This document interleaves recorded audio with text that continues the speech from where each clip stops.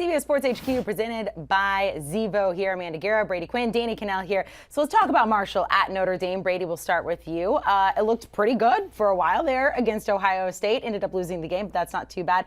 Favored by 20 in this game. The total is 51.5. Yeah, look, no moral victories just for being close or leading at halftime. That's not how it works. I think Notre Dame displayed a lot of things you got to like, though. Tyler Buchner, in a really tough environment, showed up and played particularly well in the first half and really throughout the course of the game. I thought he was a good decision maker. He ran well and showcased some of his athleticism. And look, the defense stepped up for a period of time, especially in a secondary that didn't get help much as far as the pressure goes, and went up against one of the most talented wide receiver groups in the country, limited them for a large majority of the game. So you got to give credit where credit's due in that regard. I think the one concern is the offensive line. They didn't have Jared Patterson, their starting left guard. That played a lot bigger impact than I think anyone realized, not only in the running game, but even in pass protection.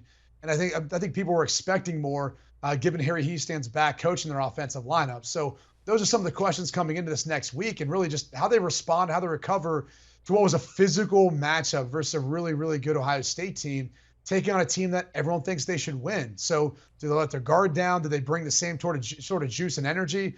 Those are all the questions. My intel is that they will. I mean, they're still hungry for something. You heard Marcus Freeman talk about that this is their floor. Marshall comes in as a team that's got an experienced passer in Henry Colombia's time dates back to playing quarterback at Texas Tech. So, he will threaten a little bit. But I think this is where you see Isaiah Foskey and the rest of the Notre Dame pass rush hit home better than they did versus Ohio State, which really stymied the passing attack and forced them to go to a lot of pressure looks that they probably didn't want to go to. So I'm going to go ahead and lay the 20 points here at Notre Dame. I think they just got more talent.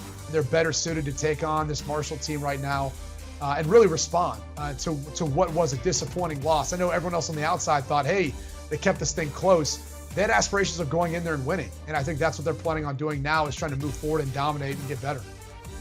So you make a lot of great points. You were right on Notre Dame last week, taking the points against Ohio State. I was wrong.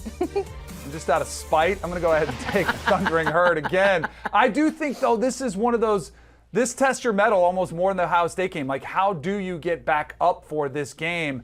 I think it could be a sluggish. Like, I would love a first half underplay. I think Notre Dame will try to run the football a little bit more, try to establish the line of scrimmage. I think Marshall will get their best shot, but I don't think they'll be able to do much against Notre Dame's defense. Love a first half underplay in this one.